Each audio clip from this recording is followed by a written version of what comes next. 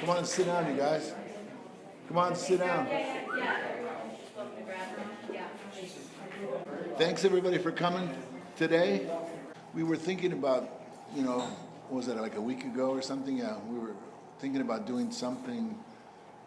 We've got some other ideas too, but this was one of them, to do something at a sort of an odd time for normally that we do things, 6:30 or 7, thinking that people might come, before they go home or something. It'd be more convenient for some people that may not come at a 6:30 or 7 o'clock time. So anyway, Sky came up, Billy Sky.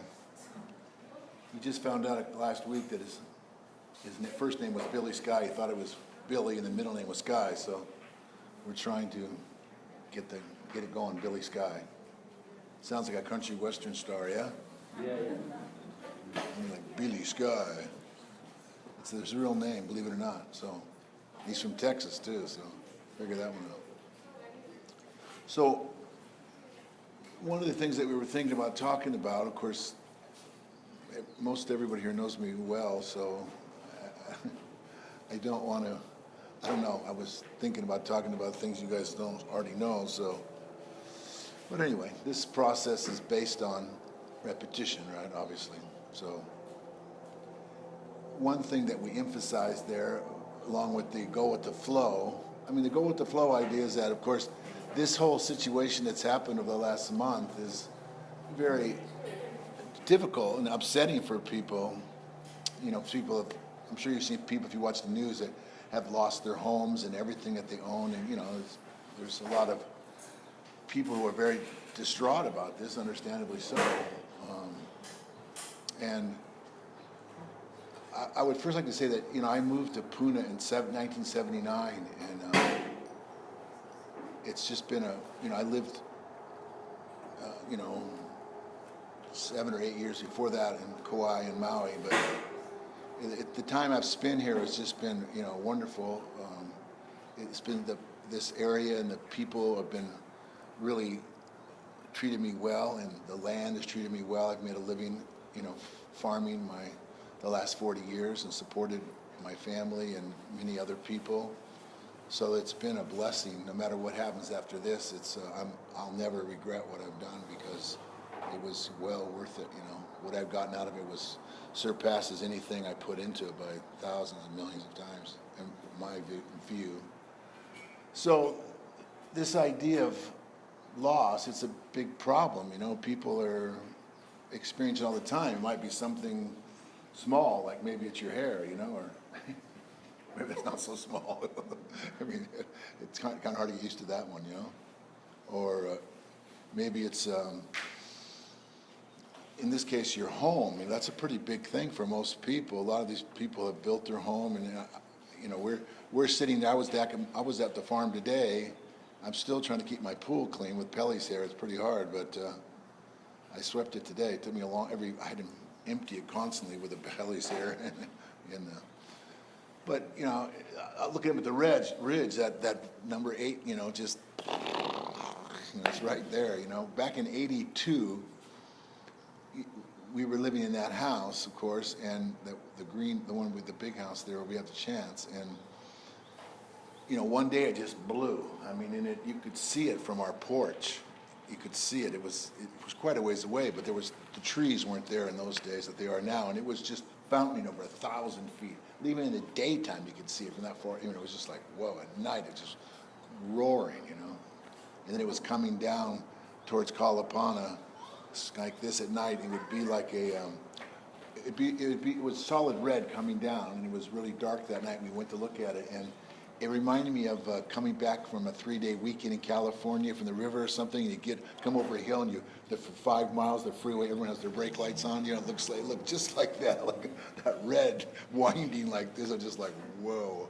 It's just so awesome, It's so powerful. But of course, I always used to say that, well, look, in California, they have so many fires, right? Those are really dangerous, and they have all the earthquakes, and they have so many people losing their homes, going over hills. It's just the nature of this world. It's very unstable, and by its very nature, there's no way that anyone's going to get away here with anything, right? You're going to leave with absolutely nothing materially. You come in with nothing and you're going to leave with nothing. It's just the way it works. So going with the flow or living after the lava flow means that, and also during, in other words, how do you handle these situations? I can't say that I wasn't concerned or I wasn't afraid, but at the same time, it's a very small part of my life, really. Even though it's where I live and it's my business, I have a much deeper anchor in my life that is not part of that. So that it's not really that difficult to deal with any more than it was to deal with losing my son, my Liladas. That was a big one, but at the same time, we knew that this could happen, right? I don't know how many times I've told Mukunda that. We're getting into some kind of argument or some kind of hassle, and I must have told her 100 times at least. I go, listen, this isn't that big of a deal. We have 5 sons. I guarantee you that we're going to be burying some of them, just statistically. She just looked at me like, I'd say, let's get over this, let's don't deal with this as a big deal, because, and sure enough, we did do one already, and it was an incredible event because, my son also took an interest in developing his spiritual side and developing over his life, his relationship with God. And he took complete shelter in that when he left. And even though his situation was, the pain that he was in and the hassles that he had to go through physically, he was able to overcome all of those. It was just amazing to see it. You were there, right, with the end. It was just, it was, when it was over, I felt like I was so blessed. I felt it to see that, to see somebody so completely focused, so completely giving and open at that time, when there were so many negative things going on, and how he overcame those things. It was just incredible.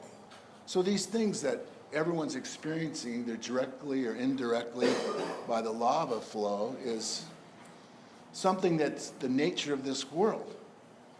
And in fact, in the ancient Vedic literature, it clearly states that there's 3 types of miseries in this world. The first one is that misery is caused by your own body and your own mind. These are pretty big ones. Your body can have many, many problems, right? And it does have all kinds of problems, right? I remember my brother was in the Navy, and he was a little on the lazy side. So he thought he'd get out of his duties that day by saying to the whoever his commanding guy that he had some hemorrhoids, and he couldn't work. He got sent to the infirmary, and they took them out, whether he had them or not, And he said he didn't sit down for a week after that, So he was. Your body can be. That's a stupid example, I suppose, but I don't know if I'm not the only one, but have you guys ever had athlete's feet, or you ever had problems with your scalp, or toothaches or cavities, or the list is pretty long. And then of course your mind. That's a whole nother ball game, right? The mind can drive you absolutely crazy, and that's what happens. People get driven crazy by their minds, and it's very difficult to overcome these because the mind really has nothing to do with you. It has really it has a connection to you because it's a memory bank of the different things that you've done in your different lives. So, and it reflects the different desires that you've developed, and they carry over from life after life. But as far as you, the eternal living being, it has no real connection to you. It all has to do with this world stuff, and none of us came from this world. When people say this is our only home, or is there aliens? Yes, look in the mirror. You're an alien. I'm an alien. We didn't come from here. Now, we may have come from this planet last time, or maybe a different one, whatever. But the point is, we did not come from here. We're spiritual beings. This is our identity. If this is not understood completely, there's no possibility of even talking about God. Because if you do, and you can look in the world today, people who are thinking they're their body and not understanding they're not their body, and they talk about God, this is all on the mental level. You cannot understand God on the mental level. And then people make up their own philosophies. They talk about this or that. It's just made up. It's not spiritual. It's not eternal. This coming to understand and actually experiencing real shelter is done by the most scientific process. It's not some vague thing. It's not something that was different 100 million years ago, or will be different in 100 million years from now, or 1,000 years ago. It's always there. It's always been there. Sometimes it was more used than others, but it's always been there. And the system is that you first must understand that you are eternal, that you're a spiritual being. Spiritual means that you're not temporary, you're eternal, and that you have certain qualities. One of them is that you are eternal. Sat, and then Chit, that you are full of knowledge, and 3, Ananda, that you are full of blissfulness. Now, that is who you are, and that person that you are is existing, is who you are, and you're here now in the body. And that person that you are is not really affected by all these things. Due to our contact with the material energy, we've been illusioned to believe that this is our situation. This is our situation. We are here in this body. But this is not who we are. And most people in the world, the mistake they make is that they put all of their energy and all of their thoughts and all of their heart into becoming attached to things they can't keep. Now, I'm not saying these things are bad. I'm simply saying to make them your treasure when you can't keep them is a huge mistake. Not only for the fact that you will not be able to have them in the future, and when you lose them, the sense of loss, anyone who tries to tell you that you're going to go to sleep or you're not going to exist anymore, this is simply fairy tale stuff. It's just made up. People can say whatever they want to say. They have that right. But the reality remains that this situation is set up in a certain way, and it's made to give people the opportunity to play out the things that they want to do.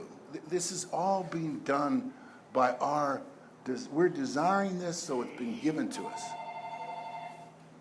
So if a person wants to come free from this, then he must understand that he must make an attempt to control his mind. It's not easy to do, but it can be done. Just like it's not easy to, lose weight or gain weight or to go to college and, or to get a job and go to work and get up every morning. How many times when I was a kid, I worked on a golf course, and I had to get up at 4 o'clock to get to work by 5 a.m. every morning to mow greens, I remember my mom would come in. My mom was so nice. She would come wake me up personally. She didn't have to get up, but she'd wake me up, And I'd be going, no. I don't want to get up. You got to be kidding me. I was just like, I'm like, come on, get up. You got to go to work. Of course, I was working for my dad, so she would say, come on, your dad's counting on you. And then we'd get to work, and it would be cold sometimes, and they have a smudge pot, so those things they put in the organ grows, they're full of diesel and they're metal, and they go up like this, and they have the windmills that blow the hot air to keep the oranges from getting frostbite, and getting pithy. So we had one of those in the shop, and it was just roaring. We'd all sit there going, oh, God. We'd all hug it, We wouldn't do that, but it was so warm. And then we had to go out into the field and with the mowers and get dropped off, and it was a 5-mile walk, back and forth. And they had to go between the greens, and I used to hate that, going to work. I finally graduated when I was like 14 to changing the cups holes, That's done every day. That's a prestigious job now, You're out there a new cup in. And then here comes the early bird golfers always going, hey, can you move that cup over here? I'm going, dude. They change the cup 7 days a week on a golf course, right? Because of wear and tear. So,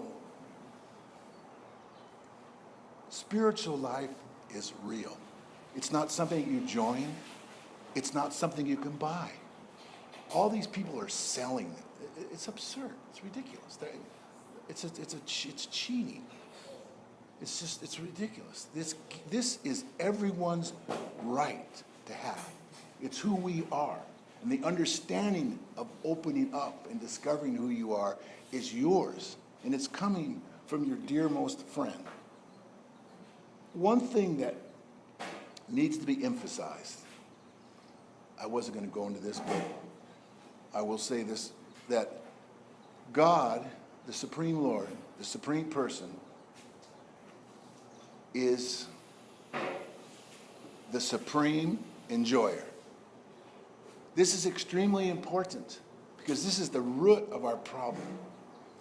Everyone in this world is thinking, I need to become happy. How will I do that? They're thinking, I'll be happy if I get the things that everyone tells me and I think I need.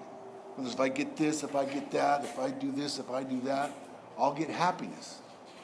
But this does not work because all these things that we're looking at are all temporary and material, and we're spiritual beings.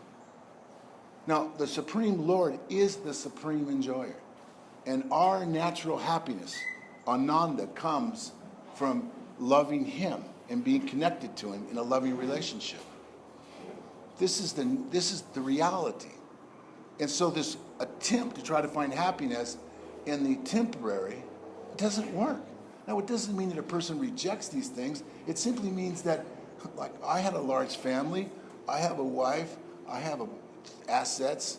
I didn't reject these things, but, at the same time, I tried to, and as I got older, it became more apparent to me that these things are not going to make me happy, They're nice, they can be, it's nice to have family and stuff, but to look at them as to try to satisfy me and to make me full inside, I realized in fact, I knew my wife since I was 14, so I learned by the time I was 15 that wasn't going to work, And that was 1966, so, I've known for a long time that wasn't going to make me happy, So, and kids, I had 3 brothers, I knew that wasn't going to make me happy, And whoo, I was right, Very nice, though.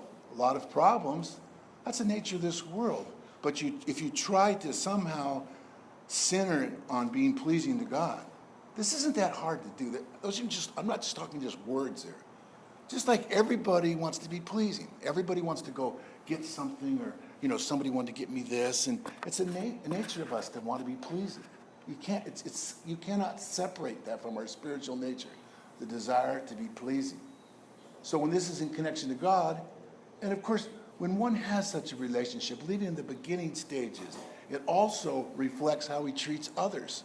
He sees others as his brothers and sisters. In other words, this knowledge at the very beginning destroys almost every problem that's destroying the world right now, which is all this misidentification. I'm black, I'm white, I'm a woman, I'm old, I'm young. The body you have on is. This is insignificant in the bigger picture. It's insignificant. So I have a black shirt on. Could you imagine me getting on a trip about that? Could you imagine me starting a gang over here with maybe, is that blue or black? He's kind of No, you're not in my gang. I'm talking black. So I gotta find real black shirts. I'm gonna start a gang. We're gonna be. And we're gonna go around house A. Blue shirt? Dude, get it, it's, we laugh. That's how stupid it is. It's just skin. Try to imagine how this has turned out, how this has gotten so wicked and so unbelievably horrible. It's just horrible. Well, how do you stop it?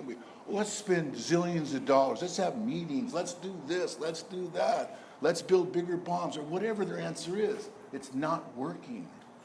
It doesn't work. Because the reality is that this idea of our bodies being ourself is in ignorance from the very beginning. It's not really true.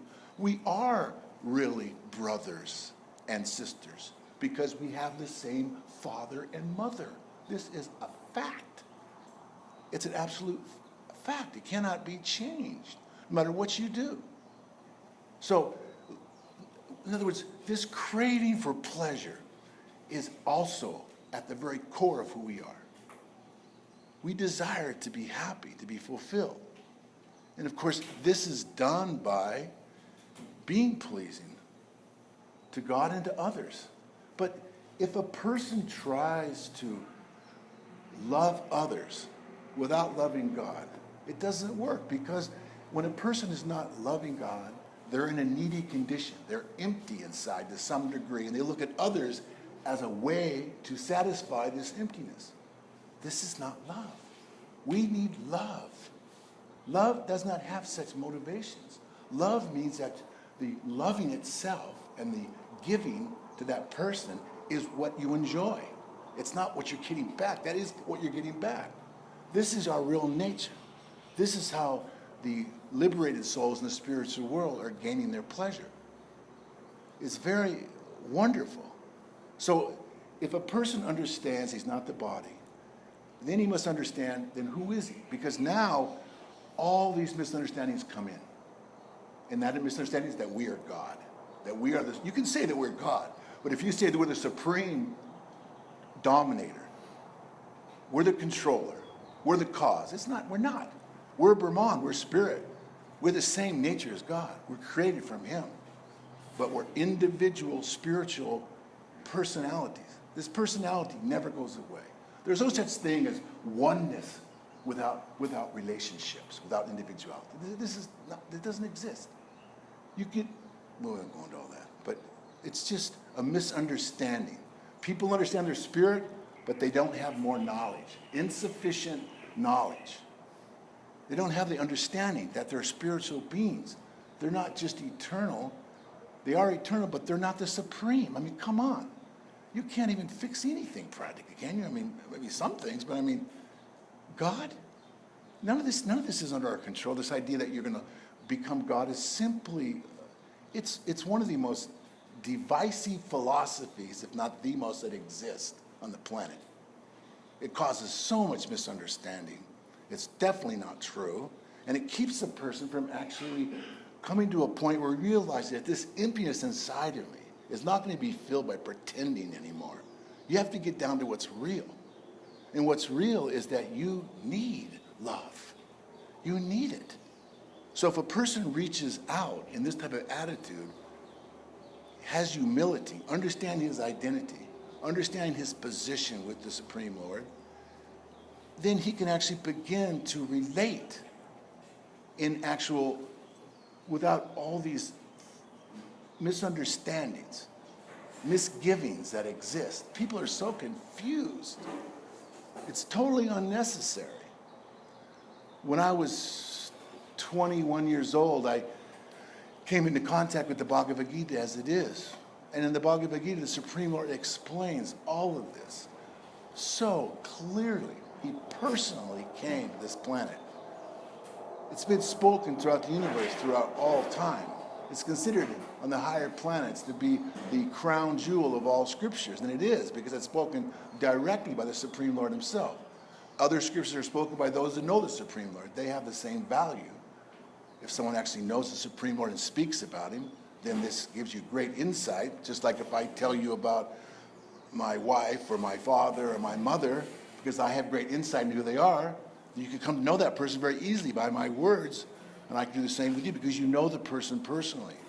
So this is very insightful, but the Supreme Lord is specifically speaking to every one of us in the Bhagavad Gita. Gita means song, and Bhagavat means God, the Supreme Lord. God is not really a name, it's just a title. God has hundreds and billions, unlimited amount of names, because his glories, his activities, his relationships with those who love him, his relationship to coming and goings from these worlds is all eternal. So all these different activities have names. Just like in Christianity you have Jehovah. This is a very specific name, meaning that God is all powerful. God is all powerful. He's a supreme dominator. This is number 2. God is the supreme dominator. And number 3, he's the supreme friend. This is what, this idea of fearing God or being afraid to turn to God, because in our society now, obviously I'm not talking to that crowd here, but people are thinking somehow that's old-fashioned or somehow, it's a shame that so many bad things have been done throughout history in the name of God. But that has nothing to do with God. That has to do with bad people. When people talk about, who are pro-communism, they don't talk about all the bad things done in communism. They talk about they believe that the philosophy is good, but they don't mention all the bad things that happened, and they did. The same thing in capitalism. But for some reason, when people talk about God, they try to put that label of all this crazy, crazy stuff, and it's going on right this second all over the world. That's going on in the name of God, but that's not God. He's not doing that. He's giving people the freedom in this world to do what they want. This is the freedom that you have. Now, the misuse of this freedom, of course, is going to cause you the suffering. Hating someone is a suffering condition. Being afraid of others because you think somehow they're going to hurt you or whatever they're thinking is going to happen, that somehow, I can understand people's thinking of being afraid of certain things. I get that, but I mean, to go to the extreme of, I just don't see how people can reach to that point, no matter what happens. Just like we had a small little problem yesterday, our family was broken up, right? So we're staying at one place, but all my sons have dogs, and we have dogs. Next thing you know, we got, 101 Dalmatians, in our house. And it's just nuts. And then every night, right, it's just like, you got to put them in and our sons seem to show no interest in taking care of their dogs. They got nowhere to take them. And so, Makunda's got her cat, she loves that cat, right? Well, yesterday, the dogs ripped that cat apart, And it was just, I was just like, oh my God, Makunda's going to go and she's going to be so mad.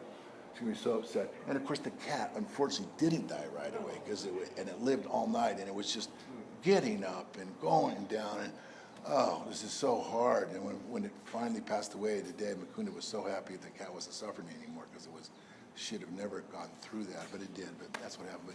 But, so here's a real, now, how are you going to navigate now, Because Makunda's pretty combative, and her sons are combative too, right?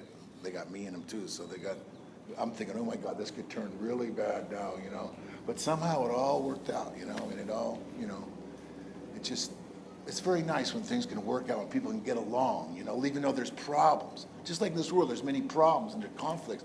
But people, and I'm sure many times they do, but a lot of times they don't. We're living in a world that's a very volatile place, and all kinds of crazy things are going on. So what's needed in this world? More economic development? I mean, economic development's fine, but I don't think that's the problem. That's not the problem. More sense gratification? That's not the problem necessarily, but it's not the solution either. We don't need more. What we need more of is people who are willing to actually go on a self-discovery journey, to actually, for themselves. We're not talking about someone telling you the way it is and then you accept that. We're talking about actual realization here, that a person goes through the right steps, makes the effort, and the effort's all that really matters. God is only happy with our effort. It doesn't matter if you're successful ultimately, really. He appreciates the effort. We're talking about love here. We're talking about unconditional love. This is the nature of God's feelings towards us. So we have every one of us is blessed in an unimaginable, no way to really calculate the value of who we are and what we've been given. And this world is a really wonderful opportunity. And these things like the volcano going off and all the different things that go on in the world from nature. I didn't leave out the next one. The next one is other living entities. Your mind and your body give you hassles, suffer. And then other living entities, right? I mean, all the time, right? Was that guy that had the gun in his hand the other day? Boom, boom, boom, the guy with the guy's. I mean, it's constant, right? There's always problems. I mean, one day Varaha called me up, because, Varaha's the volcano nut, right? He rides the waves of the volcano. I mean, nobody gets closer to the volcanoes than he does, right? His feet catch on fire the other day. You know why he's standing there? He's been doing since he was a little kid, But so he gets really mad at the police sometimes. Now they all know him and stuff. But so one day he was getting harassed, and he's talking to his mom on the phone, and his mom says, "Here, you take the phone, talk him out of going to the police." And he's just like ready to explode. And I mean, he is.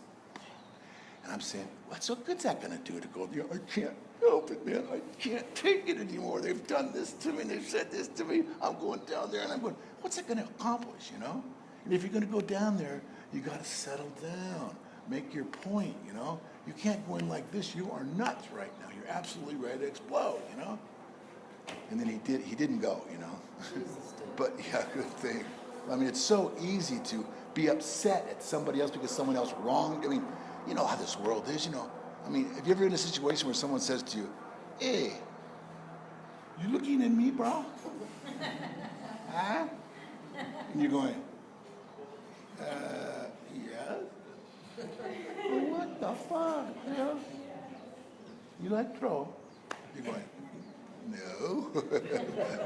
You're going, whoa, like, wow. You're thinking, how did I get in this situation? I mean, your eyes got to go somewhere, right? I mean, it's like, oops, like, you're thinking, God, it happened to me more than a few times when I was going in my life, especially when I was littler. When I was a kid, I'm going, oh my God, this is really scary, right? I mean, I've seen some pretty scary things, and I haven't been around that bad of things. But anyway, other living entities can cause you problems. And dogs can cause you problems. All kinds of entities. And, of course, nature. Nature is full of them. Volcanoes. Every day something's going wrong somewhere, right? The earth's pumping out with lava, and the earth's caving in, sinkholes, right? Some guy's in Florida in his bed, and he doesn't know there's a sinkhole underneath his house. And you see that story? It's unbelievable. His brother tried to get him out, but he's gone, into a sinkhole. I mean, it's constantly happening, right? That story with the thing on the school bus a couple weeks ago or a month ago was unbelievable. The guy's on the freeway, and he passed his off ramp, so he just U-turns on the freeway, and here comes the semi, boom, I don't know how many children died in that teachers. It was just horrible. I mean, other entities, But nature is a big one, Nature's always causing problems to people in this world. So it's set up this way as a reminder that this isn't it. Something else exists. A real world exists where life is completely different. This is what everyone's longing for, that everyone's trying to create here. But then they can't. They always come up short, Like my dad, he was a really hard worker, and he tried, and he was brought up in the Depression.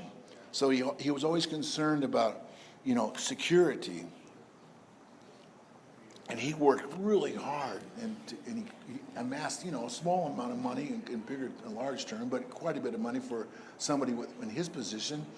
And so he had security like this, and he's sitting, and he wanted his will to be done, so he set up an estate because he wanted my mother to be taken care of, and smart move because my mom's still alive, 94 years old. My dad died, 11 years ago. So, and my mother's still being taken care of in a first-class facility by my father's effort, So he was really concerned about security, especially for himself and my mother. And he worked really hard to do that, But I mean, and that's nice that he did that. It's not saying it's bad, but it's like there's so much more. I used to try to tell him, I remember I said to him one time on Maui back in the 70s, I said, we were just talking one day at the Maui Lu Hotel there, and I said, you're really not the body. My dad goes, then what in the hell are you? And I went, well, you're a spiritual being. And my dad goes, woo, woo, And it's funny because his father was they were Christians, and they have it. I don't know. Over the years, I get in discussion with him, I remember one time we started talking, I was talking about some of the stuff I'm talking about now, and then he just jumped up out of his chair and he goes, nobody can know for sure what's going to happen after you die. Nobody knows for sure. I don't care what you say. And I said, well, what is your problem with that statement, that I could know something? And he says, well, nobody could know. I said, well, you're saying that it's an absolute then. I'm saying it's absolute that they can know, and you're saying it's absolute they can't know. So you're doing the same thing you're accusing me of doing, you know? You're saying that nobody could know. How could you possibly know that nobody could know? Because you don't know? Or nobody you know knows? I mean, that's ridiculous to say that nobody can know. That's not the way it works. Every one of us can know. Every one of us has that right to reach out to God. If we do this, he reaches back. That's all he's waiting for. You know, in the Nectar Devotion, which is all kinds of different scripture written down there by Rupa Goswami, and it was translated and commented upon by Srila Bhaktivedanta Swami Prabhupada. And one of the characteristics of Krishna, he has 64 qualities, and one of them is that he's shy. In other words, God is shy. He's not the person who's going to just come in and just take over. He has to be, like my spiritual teacher once told me, that if you want Krishna to come into your gathering, you have to realize that he's outside. You actually need to go outside and get him and bring him in. Invite him in, bring him in and sit him down. That's the only way he's going to come in. He's not going to come in just because, he's already here, No, he doesn't. He wants to be invited in. He's shy. He's not pushy, He's not like that, I always found that to be very sweet, Because God is a real person. And the more you hear about him, the more you become attracted to him. There is no doubt of this. There's no doubt of this. And if anyone is not qualified to have any type of feeling towards God, it would certainly be me. I've never done anything good in my life previous to coming in contact with the Bhagavad Gita. But because of that, I was able to understand a little bit and acted to some small degree on that. And, I became able to actually experience some of this stuff directly. We're talking about directly perceiving things here in your own existence, directly. You, the spirit soul, who's a spiritual being, who has the ability to perceive spiritually, is perceiving spiritual relationships. This is desirable. This is necessary. This is spiritual life. I mean, this is what we're doing this, right? We want to make contact. We want to be with God. That's why we like to sing his names, right? So my point is to don't be discouraged or don't be misled by your own experiences or by other people or it's not really about, like my spiritual teacher once told us, that all these things you're learning from the scriptures and how you're learning on how to make spiritual progress and what it means to be in this condition and that condition, this whole scientific process should never, ever be used to apply to anyone else other than yourself. And I went, whew, because it's not your position to judge others. In other words, it's for personal. This is the most personal thing. This is something that you apply in your own life, and you go through the changes that occur because of those activities and that effort that you're making and those feelings that are aroused within your heart, and it grows and it grows. This is real. So when a person in this condition, or even partially in this condition, he can overcome these obstacles. In the Bhagavad Gita, Krishna says in the 18th chapter that one who becomes conscious of me overcomes all the obstacles of material life. There's a lot of obstacles in this life, but all these are overcome. It doesn't mean they disappear. It just means that one is able to overcome them. He's not taken down by them. He's not disturbed by them. He's able to overcome them. All the obstacles of material life, there's many of them. Birth, death, old age, disease, so many things. He overcomes these obstacles. But Krishna says if one does not become conscious of me, he's lost. This is what it means to be lost. People say this, we were lost and now we're found. Fine, okay. Lost means you are not conscious of God. Conscious means that this is what's on your mind. This is what you desire. This is what you think about. This is why you get up in the morning. This is your motive. This needs to be nurtured. This needs to be uncovered. It's already there. And of course, most all of you know that the most effective way of opening this up and clearing away the misgivings and all of the barriers that you've put in your way between you and the Supreme Person is by singing and hearing his holy names. So, of course, Lord Chaitanya and Lord Nityananda's names are most effective, right? Because they are so easily, they're never offended. And those names are all purifying. So no matter what a person's situation is, even Jagaya Madai, right? They were able to become completely cleansed of all of this simply by coming into contact with them. So let's start by chanting their names.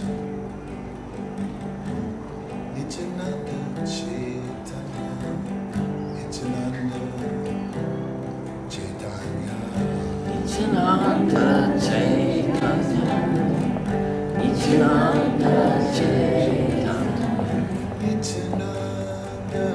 Chaitanya, Nityananda Chaitanya, Nityananda Chaitanya, Nityananda Chaitanya, Nityananda Chaitanya, Nityananda Chaitanya, Nityananda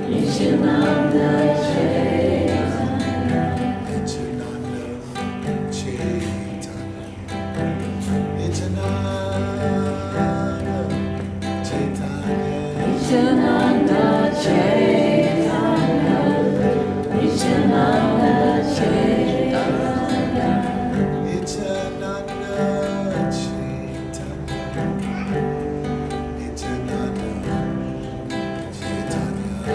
Nityananda Chaitanya, Nityananda Chaitanya. Hare Krishna,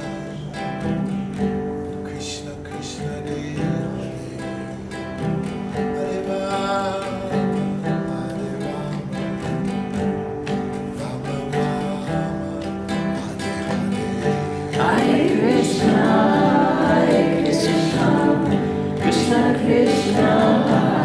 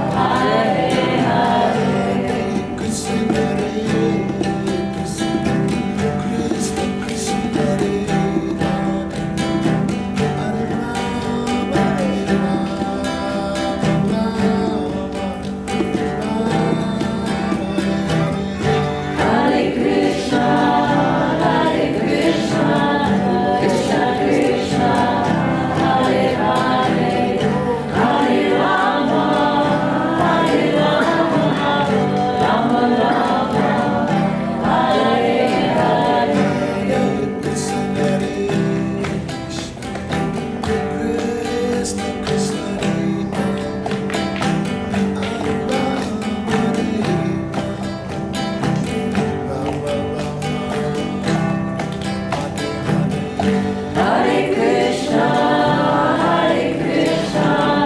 Krishna Krishna, Hare Hare, Hare Rama, Rama Rama, Hare Hare. Krishna, Krishna, Krishna Krishna, Hare Rama,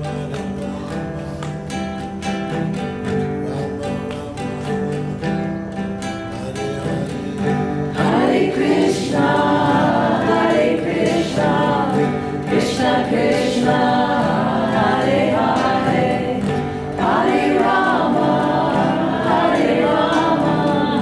Rama Rama, Hare Hare.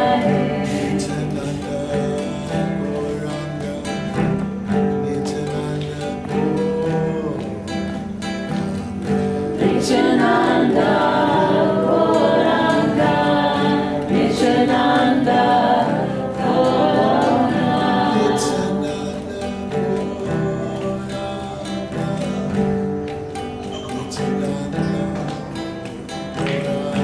Nityananda, Gauranga, Nityananda, Gauranga.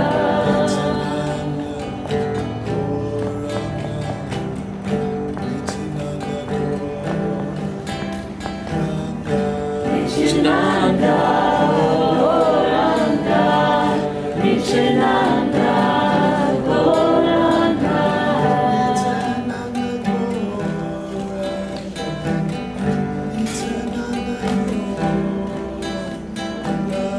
Nityananda, Gauranga, Nityananda, Gauranga.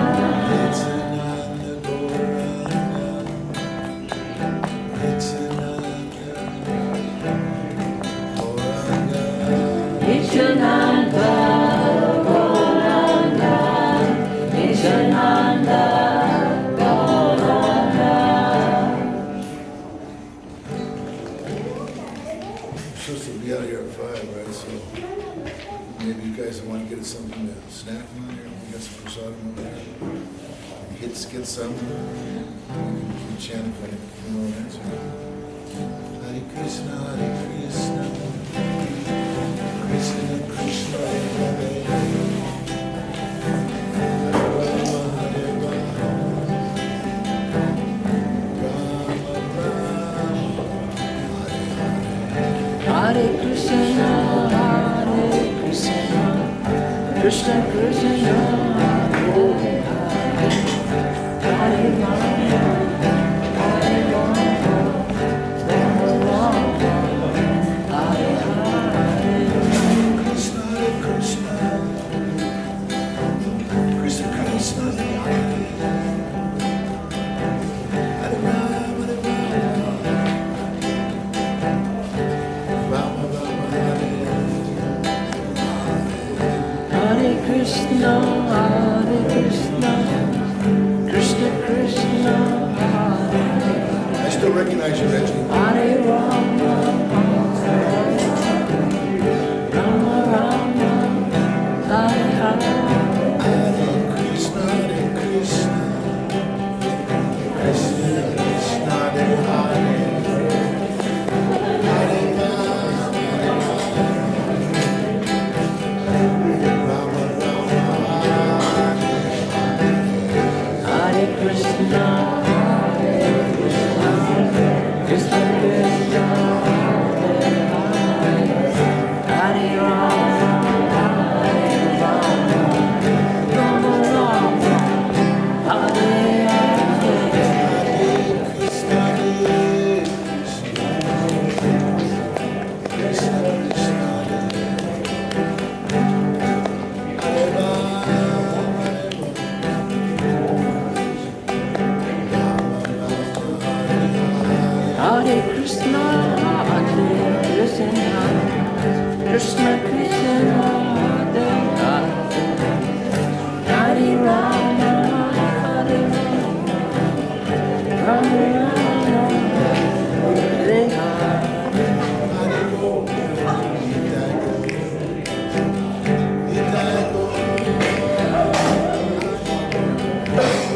Haribo, Nitago, Nitago, Haribo, Nitago,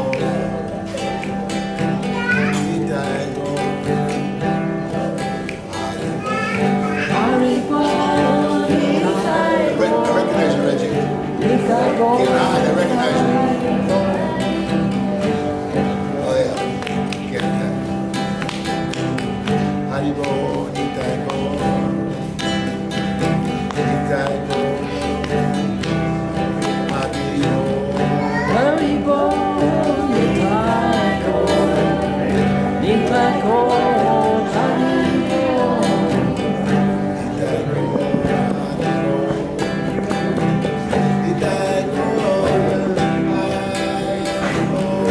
Nitago, Nitago, Haribo.